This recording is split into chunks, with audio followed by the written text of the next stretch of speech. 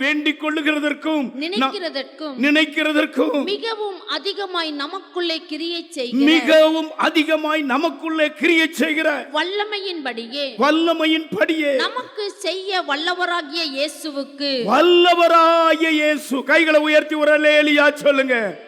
உங்கள் இரட்சகர், உங்கள் தெய்வம், உங்களை இதுவரைக்கும் உயிரோடு காத்தவர், காலுண்டி நிற்க செய்தவர் சொல்லுகிறார். நீ நினைக்கிறதற்கும் நீ வேண்டிக் கொள்ளுகிறதற்கும் அதிகமாய் உன்னை ஆசீர்வதிக்கிற வல்லமையுடைய தேவன் என்று சொல்லுகிறார். அல்லேலூயா, அல்லேலூயா. நீ வேண்டிக் கொண்டிருக்கிற 7 மாசம் நிறைவேறல, இந்த 8வது மாசமும் நீ வேண்ட. நீ வேண்டிக் கொள்ளுகிறதற்கும் நீ நினைக்கிறதற்கும் அதிகமாய் உன்னை ஆசீர்வதிக்கிற தேவன் என்று உனக்கு வாக்கு கொடுக்கிறார். அல்லேலூயா.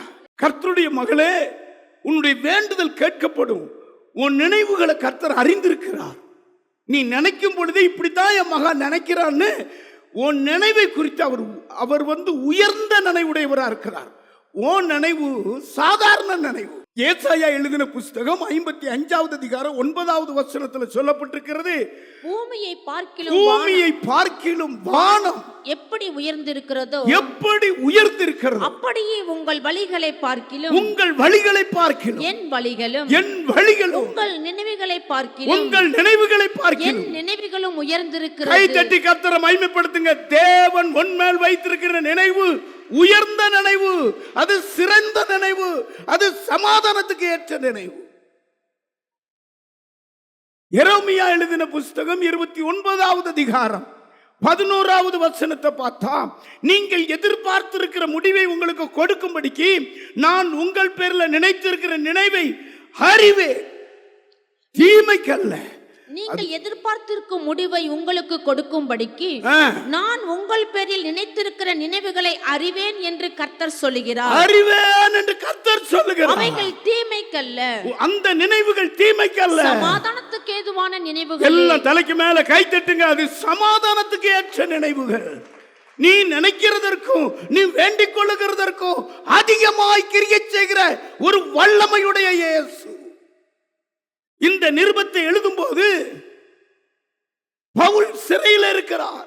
சிறையிருப்பின் நிருபம் என்று எழுதியிருக்கிறது. ஜனங்கள் சோர்ந்து போனாங்க. எபேசுனுடைய சபை ஜனங்கள் சோர்ந்து போறாங்க. ஒரு நிருபம் வருகிறது. 19வது வசனத்தை நீ வாசிமா. அறிவிக்கட்டாத அந்த அன்பை அறிந்து கொள்ள வல்லவர்களாகவும், தேவனுடைய அன்பை குறித்து அவர் எழுதுகிறார். அந்த நிருபத்தை எழுதிட்டு தான் சொல்றாரு, அறிவிக்கட்டாத அந்த அன்பை அறிந்து கொள்ள வல்லவர்களாகவும் தேவனுடைய சகல பரிபூர்ணத்தாலும் நிறையப்படவும், நீங்க தேவனுடைய சகல பரிபூர்ணத்தினாலும் நிறையப்படவும், அவர் தமது மகிமையினுடைய ஐஸ்வரியத்தின்படியே உங்களுக்கு அனுக்கிரகம் பண்ண வேண்டும் என்று வேண்டிக் கொள்ளுகிறேன். உங்களுக்கு அந்த ஐஸ்வரியத்தின்படி அனுக்கிரகம் பண்ண வேண்டும் என்று நான் ஜெபம் பண்ணிக்கிட்டு இருக்கிறேன். நீங்க நினைக்கிறதற்கும் நீங்க வேண்டுதலுக்கும் அதிகமாய் கிரியை செய்வார். பக்கத்துல பார்த்து சொல்லுங்க. நீங்க வேண்டுதல் பண்ணிட்டு இருக்கீங்களா? ஏதோ ஒரு காரியத்தை குறித்து ஜெபம் பண்ணிக்கிட்டு இருக்கீங்கல்ல, நினைச்சுக்கிட்டே இருக்கீங்கல்ல.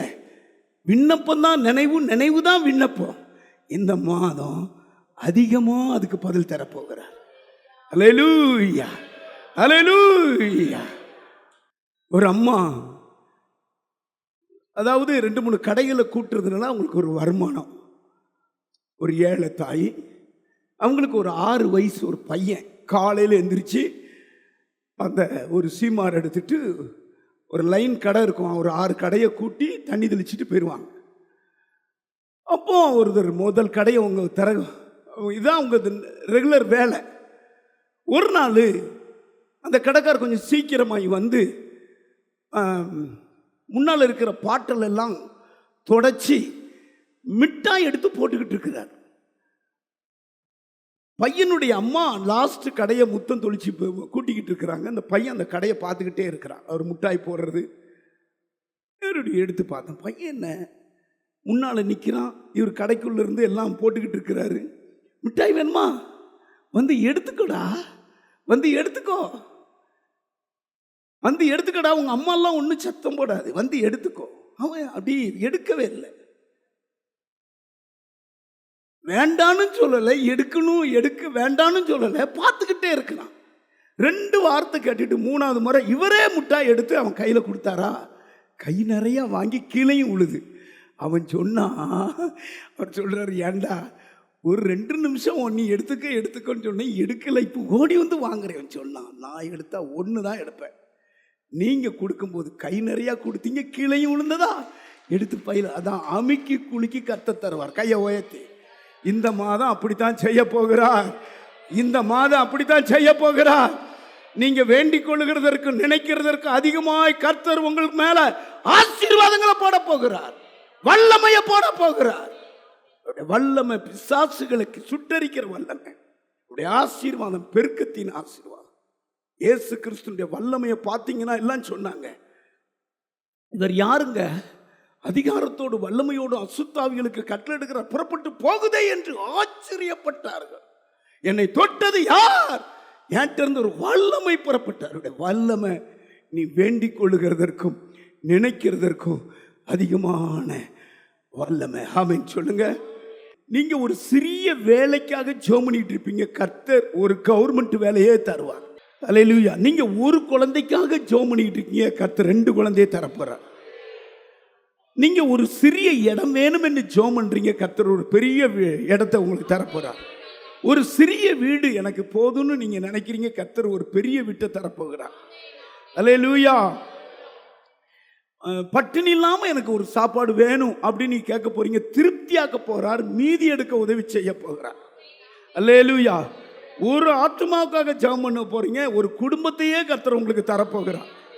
அல்லேலூயா, அல்லேலூயா. ஆமா, ஒரு 2 வீலருக்காக ஜெபம் பண்ண உங்களுக்கு ஒரு காரையே கர்த்தர் தருவார். ஆண்டவரே, சாலமோன் கேட்கிறார், எனக்கு ஒரு ஞானம் தாங்கன்னு கேட்கிறார். கர்த்தர் உடனே பார்த்து, நீ கேட்ட ஞானத்தை தானே கேட்கிற, நீ கேளாத செல்வத்தையும் உனக்கு தாரேங்கிறார். ஆமென், அல்லேலூயா. யோசேப்பு அந்த தலையாரி கிட்ட சொன்னார், அந்த பானபாத்திரம் காட்ட சொன்னார், என்னை சிறையிலிருந்து விடுதலை செய்ய வேணும், நீ போய் சொல்லுனாரு. விடுதலைக்காக ஜெபம் பண்ணார். மந்திரிக்கு அடுத்தபடியாகவே யோசேப்பை கர்த்தர் நிறுத்தினார். அல்லேலூயா. நீங்க வேண்டிக் கொள்ளுகிறதற்கும் நினைக்கிறதற்கும் அதிகமாக கர்த்தர் செய்ய போறார். இப்போ 3 பேருடைய காரியத்தை நான் உங்களுக்கு சொல்ல போறேன். முதலாவது, சிந்தினதை நான் பிறக்கட்டும், தானியம் சிந்தப்படுகிறத நான் உங்க களத்திலிருந்து பிறக்கட்டும், அது கிடைச்சா போதுன்னு வந்தவா அந்த களத்தினுடைய அதிகாரிக்கு சுதந்திரவாளியானா அவா பேரு ரூத். ரூத் எழுதின புஸ்தகம் 2வது அதிகாரம் 7வது வசனத்தை நீங்க வாசிங்க. அறுக்கிறவர்கள் பிறகு அரிக்கட்டுகளிலிருந்து சிந்தினதை பொறுக்கிக் கொள்ளுகிறேன் என்று, சிந்தினதை பொறுக்கிக் கொள்ளுகிறேன் என்று அவள் என்னிடத்தில் கேட்டுக்கொண்டாள். போவாஸ் சொல்லுகிறார். போவாஸ் என்றால் பெத்லகேமினுடைய ஆஸ்திக்கெல்லாம் அவர் சொந்தக்காரர். பெத்லகேம்ல மிகுந்த ஆஸ்தி உடையவர் போவாஸ். கவனிங்க, இந்த ரூத் மோவாப்பிய பெண். மோவாப்பு தேசத்தில் இவளுக்கு கல்யாணம் நடந்தது. புருஷன் அங்கு இறந்து போனான். தன்னுடைய மாமி சொல்றா, நான் இனி மோவாப்புக்கு இருக்க மாட்டேன். நகோமி சொல்றா, நான் பெத்லகேமுக்கு போறேன், அங்க ஆகாரம் கிடைக்குன்னு கேள்விப்பட்டு நான் போறேன். ஓர்பாள் என்கிற ஒரு மருமகா முத்தம் கொடுத்துட்டு அந்த ஊருக்கு போய் அங்கே இருந்துட்டான்.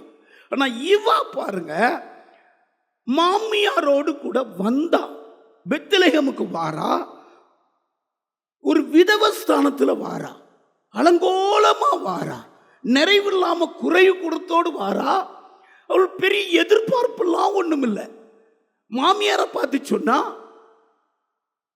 நீங்க இருக்கிற இடத்துல நான் இருக்கிறேன், நீங்க கும்பிடுற தெய்வத்தை நான் கும்பிடுறேன், நீங்க மரிக்கிற இடத்துல நானும் மரிக்கிறேன், உங்களை அடக்கம் பண்ற இடத்துல என்னையும் அடக்கம் பண்ணட்டும், உங்கள் தேவன் என்னுடைய தேவன் என்று சொல்லி வந்தா. புறஜாதி பெண். கவனிங்க, வந்து களம் வயலுக்குள்ள போறா. வயலினுடைய எஜமான பார்த்து கேட்கா, என்ன உன்னைய பார்த்தா புதுமுகமா இருக்குது, அந்நிய ஸ்திரியா தெரியுறிய. சொல்றேன், நான் அந்த நகோமியினுடைய மருமக, அந்த இனத்தால் நான் அப்படின்னு சொல்றா. உங்க வயல்ல நான் சிந்தனதை பறக்கட்டுமாங்கன்னு சொல்றவா அப்படின்னு வந்தவா அந்த வசனத்தை பாருங்க, அந்த வயலுக்கே சொந்தக்காரியா ஆயிட்டா. நினைவு சிந்தினதை பிறக்கிறன்னு வந்தவா அந்த எஜமான் பார்த்து சொல்றாரு, 11வது வசனம் 3:16 வாசிமா. இப்போதும் மகளே, இப்பொழுதும் மகளே, நீ பயப்படாதே, நீ பயப்படாதே, உனக்கு வேண்டியபடி எல்லாம் செய்வேன், உனக்கு நான் வேண்டியபடி எல்லாம் செய்வேன். நீ குணசாலி என்பதை என் ஜனமாகிய ஊரார் எல்லாரும் அந்த அறிவார்கள். எஜமான் சொல்றாரு, அப்படியா, சிந்தினதை நீ பிறக்கிறியா? இல்ல, நீ வேற வயலுக்கு போகாம இந்த வயலை தெரிந்து கொண்டு சிந்தினதை பிறக்குன்னு வந்தையே, நீ இந்த நாட்டிலே நீ தான் குணசாலி. பயப்படாத மகளே, இனி உனக்கு கவலை வேண்டாம், நீ உனக்கு பயம் வேண்டாம். உன்னை நான் குணசாலி என்பதை அறிந்திருக்கிறேன். நீ என்னென்ன கேட்கிறியோ அத்தனையெல்லாம் உனக்கு தாரேன். என்ன கேட்டா என்ன? அவள் கேட்காமலேயே, அவள் விரும்பாமலேயே அந்த போவாஸ் ரூத்தை திருமணம் பண்ணிட்டார். கை உயர்த்தி ஒரு அல்லேலூயா சொல்லுங்க. அல்லேலூயா. இவங்க வழியில தான் புதிய ஏற்பாட்டில் இயேசு வந்தார். போவாசுக்கும் ரூத்துக்கும் ஓபேத் என்கிற ஒரு தேவ மனுஷன் ஒரு குழந்தை பிறந்தது. ஓபேத்தினுடைய தகப்பன் தான் ஈசாயினுடைய மகன் தான் தாவீது. ஆமா, தாவீதின் மகன் தான் இயேசு கிறிஸ்து. கைகளை தட்டி எப்படி வருது பாருங்க, அழகா வருது பாருங்க. உங்களுக்கு தெரியுமா, இவ என்ன கேட்டா தெரியுமா? எஜமானுடைய முகத்தை பார்த்து சிந்தனதை பிறக்கிறேன் அப்படின்னு கேட்டா, இன்னைக்கு இவ சுதந்திர வழியா மாறிட்டா. ஆமீன் சொல்லுங்க. நினைவெல்லாம் சிந்தனதை பிறச்சா போதும், அன்னன்னைக்கு கிடைச்ச சாப்பாட்டுக்கு போதும். உங்களுக்கு தெரியுமா, போவாஸ் என்றால் இயேசு என்ற அர்த்தம். போவாஸ் எப்படி அந்த பட்டணத்தின் ஆஸ்திக்கு மிகுந்தவனா இருந்தது போல, ஆமா, ஆஸ்தி மிகுந்தவன் என்று எழுதியிருக்கிறது. இயேசு கிறிஸ்து தான் முழு உலகத்துக்கு உரிமைக்காரர். பூமியும் அதன் நிறைவும் தேவனுடையது. ஆமீன் சொல்லுங்க. ஹல்லேலூயா. அவர் சகல பரிபூர்ணமும் உடையவர். உன் சரீரத்துக்கு ஆரோக்கியம் வேணுமா, அப்படியே கொடுப்பார். உன் குடும்பத்துக்கு ஆசீர்வாதம் வேணுமா, கொடுப்பார். ஆவிக்குரிய காரியங்களை வளரணுமா, கொடுப்பார். கர்த்தர் கொடுக்கும் போது யார் தடை பண்ண முடியும்? ஒரு மேன்மையாய் செய்தார். இயேசுவை பிடிச்சுக்கோங்க, இயேசுவை தெய்வமாய் வச்சுக்கோங்க, அவர்கிட்ட கேளுங்க. ஆமா, அதுல என்ன எழுதியிருக்கு தெரியுமா? குணசாலி என்பதை அறிந்தேன். என் ஜனத்தாருக்குள்ள எத்தனை பேரோ பெத்லகேம்ல இருக்காங்க, அவங்கள விட உங்ககிட்ட ஒரு குணத்தை பார்க்கிறேன், ஒரு தாழ்மையை பார்க்கிறேன்னு. சிந்தினதை பிறக்குன்னு கேட்டு எவ்வளவு தானியம் இருக்குது. ஏயா, எனக்கு ஒரு 10 படி தானியம் தாங்கன்னு கேட்காம பிற சிந்தினதில் நான் புறக்கிக்கிறேன்னு கேட்டையே. உன் தாழ்மையை பார்த்தேன், உன் குணம் மாறி இருக்கிறத பார்க்கேன், உன் இருதயம் பரிசுத்தம் அடைகிறத பார்க்கிறேன், உன் இருதயத்தில் ஒரு விதமான ஆசீர்வாதத்துக்கு ஏங்கிறத பார்க்கிறேன். உன்னை ஆசீர்வதிக்கிறேன். கைகளை உயர்த்தி அல்லேலூயா. எல்லாம் கை தட்டி ஆண்டவரை ஸ்தோத்திரம் பண்ணுங்க, ஸ்தோத்திரம் பண்ணுங்க, ஸ்தோத்திரம் பண்ணுங்க. அல்லேலூயா, அல்லேலூயா. ஒருவர் தெரியும் அருமையானவர்களே, அவர் பைபிள் காலேஜ் படிக்கணும்னு வந்தார். அவர் பேர் ரஞ்சித். எக்ஸாம் எழுதுறாங்க, ஃபெயிலியர் ஆயிட்டார். அதுக்கு தகுதி இல்லை. பக்கத்தில் ஊருக்கு போறதற்கும் அவருக்கு படம் இல்லை. சிவகாசிக்காரர். பக்கத்தில் ஒரு டீ கடையில் போய் டீ வேலை செய்தார். வேலை பார்த்துக்கிட்டு இருக்கும் அந்த டீ கடையில் இருந்து இந்த கட்டட காரியங்களுக்கெல்லாம் டீ கொண்டு கொடுக்குற வேலையில் இருந்தார். அங்கங்கே கட்டடம் ஒரு கேன் எடுத்துட்டு போய் ஊற்றிக்கிட்டு இருந்தார். பாருங்க, அவர் அந்த கடையில் நான் இப்படி ஆண்டவர் அறிஞ்சேன், பைபிள் காலேஜ் படிக்கணும்னு நினச்சேன், ஆனால் எனக்கு படிப்பு இல்லைன்னு ஒன்று அவங்க வேண்டான்ட்டாங்க, எப்படியோ நான் ஊழியம் செய்யணும் எனக்கு அப்படின்னு அந்த பேக்கரியில் போய் செஞ்சவர் தான் இன்னைக்கு பிளஸ்ஸிங் கேட்ரினா பெரிய ஆளாயிட்டார். கையை உயர்த்தி. ரஞ்சித்து கேட்ரின்னு கோயம்புத்தூரில் ஒரு கேட்ரின் வச்சிருக்கிறாரு. சாதாரண ஒரு பையன், திரும்ப ஊருக்கு போக 100 ரூபா கூட இல்லாத ஒரு பையன் இன்னைக்கு 100 பேருக்கு வேலை கொடுக்குறார். கையை உயர்த்தி.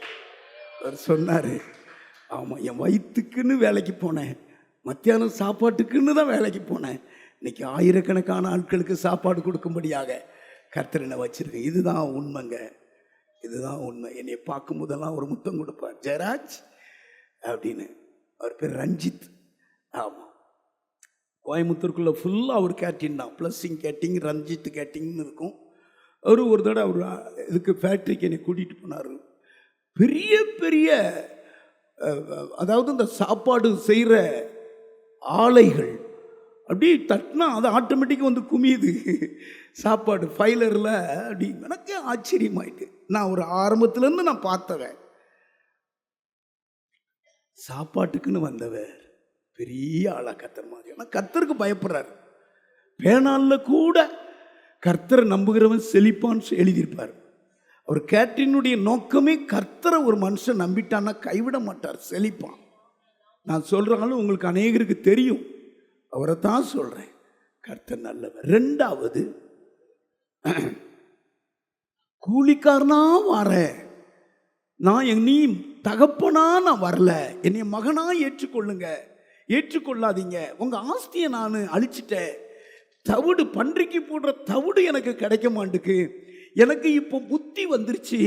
எங்கள் அப்பா வீட்டில் எத்தனையோ வேலைக்காரங்க இருக்கிறாங்க, அவங்க சம்பூர்ணமாக சாப்பிட்றாங்களே. இனி நான் உமக்கு குமாரனா இல்லாதபடி ஒரு கூலிக்காரனா வரேன். கவனிக்கிறீங்களா?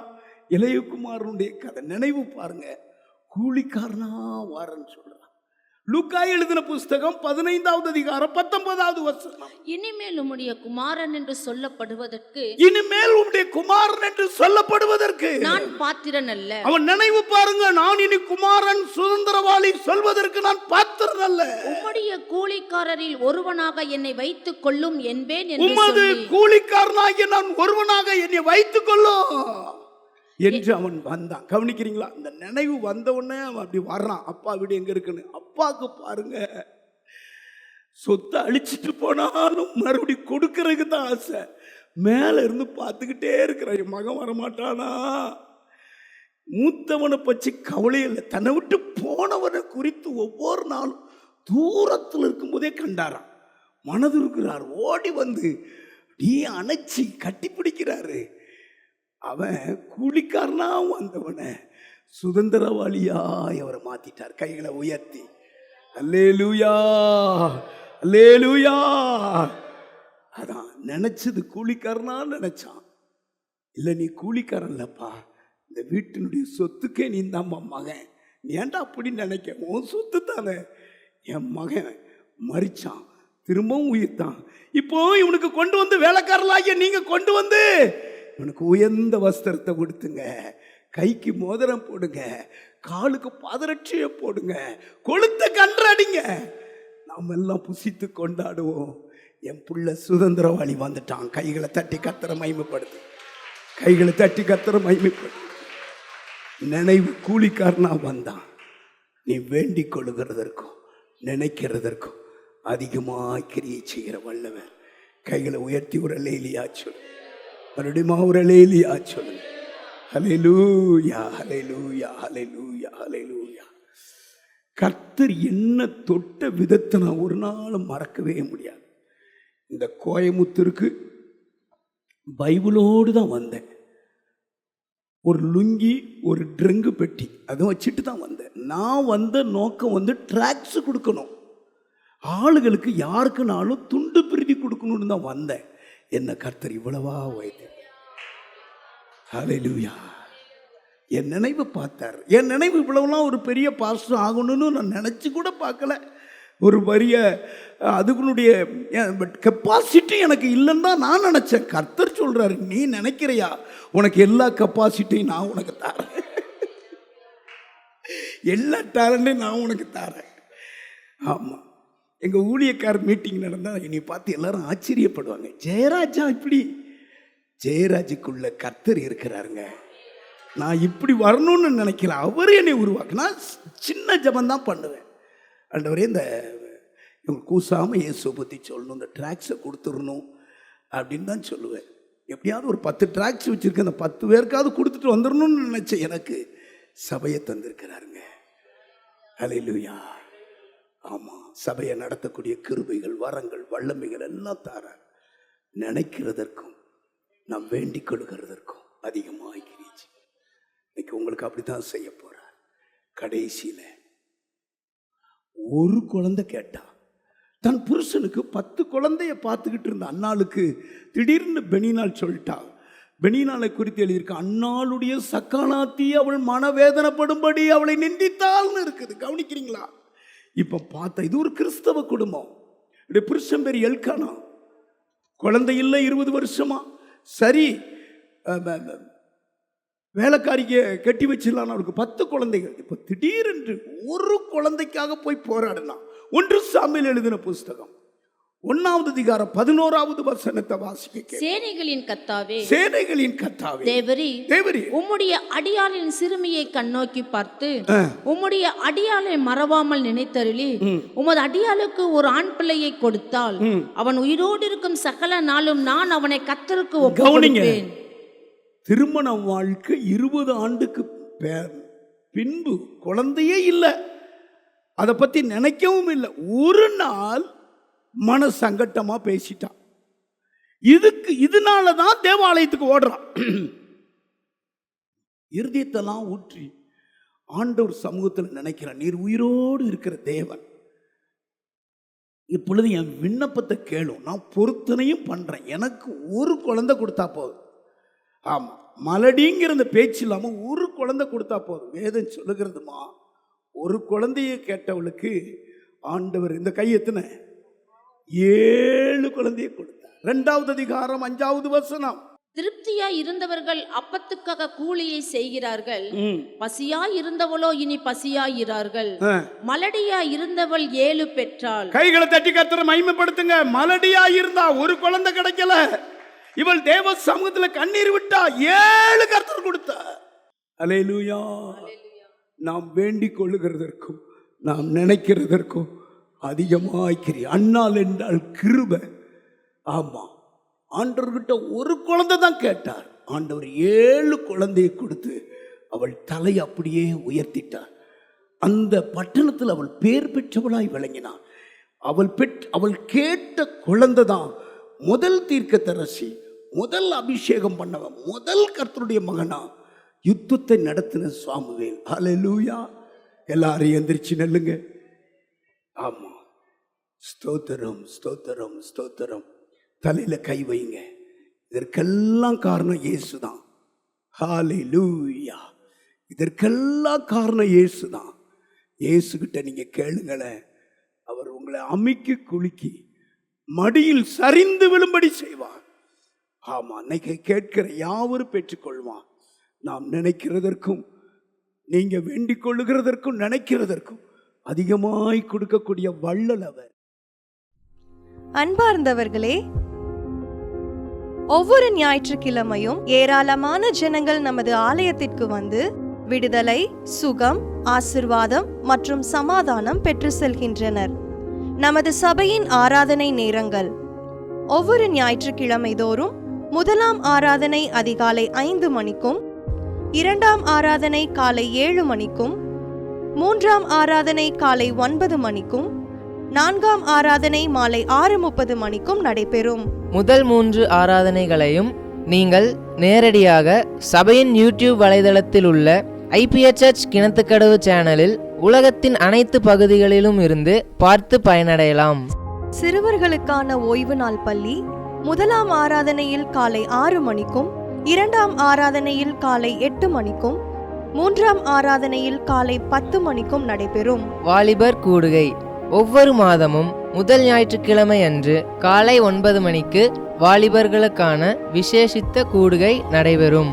எண்ணெய் பூசி சுகமளிக்கும் வாக்குத்தத்த ஆராதனை ஒவ்வொரு மாதத்தின் 1ஆம் தேதி அதிகாலை 5 மணிக்கும் காலை 10 மணிக்கும் நடைபெறும். கட்டுகளை அவிழ்க்கும் உபவாச ஜெபம் ஒவ்வொரு மாதமும் 3ஆம் வெள்ளிக்கிழமை காலை 10 மணிக்கு நடைபெறும். இதில் ஒவ்வொருவருக்காக தனிப்பட்ட முறையில் பிரார்த்தனை ஏறெடுக்கப்படும். விடுதலை உபவாச ஜெபம் ஒவ்வொரு மாதமும் கடைசி சனிக்கிழமை அன்று காலை 10 மணிக்கு நம் தேசத்திற்காக பாரத்தோடு ஜெபங்கள் ஏறெடுக்கப்படும். ஒவ்வொரு வியாழக்கிழமை தோறும் ஆண்களுக்கான ஜெப கூடுகை புதிய ஆலயத்திலும், பெண்களுக்கான ஜெப கூடுகை பழைய ஆலயத்திலும் மாலை 7 மணிக்கு நடைபெறும். ஒவ்வொரு புதன்கிழமை அன்றும் வாலிப சகோதரர்களுக்கான ஜெப கூடுகை மாலை 7 மணிக்கு நடைபெறும். ஒவ்வொரு ஞாயிற்றுக்கிழமை அன்று வாலிப சகோதரிகளுக்கான ஜெப கூடுகை மாலை 5 மணிக்கு ஜூம் மீட்டிங்கில் நடைபெறும். நமது சபையில் தினமும் காலை 10 மணி முதல் 2 மணி வரை சபைக்காகவும் தேசத்திற்காகவும் ஜெபங்கள் ஏறெடுக்கப்படும். இக்கூட்டங்களில் கலந்து கொண்டு தேவ ஆசிர்வாதம் பெற யாவரையும் அன்புடன் அழைக்கிறோம். எங்களது முகவரி IPA ஜெப ஆலயம், சர்வம் தியேட்டர் பின்புறம், பொள்ளாச்சி மெயின் ரோட், கிணத்துக்கடவு 642109. ஜெப உதவிக்கு 9443435618 9488873284.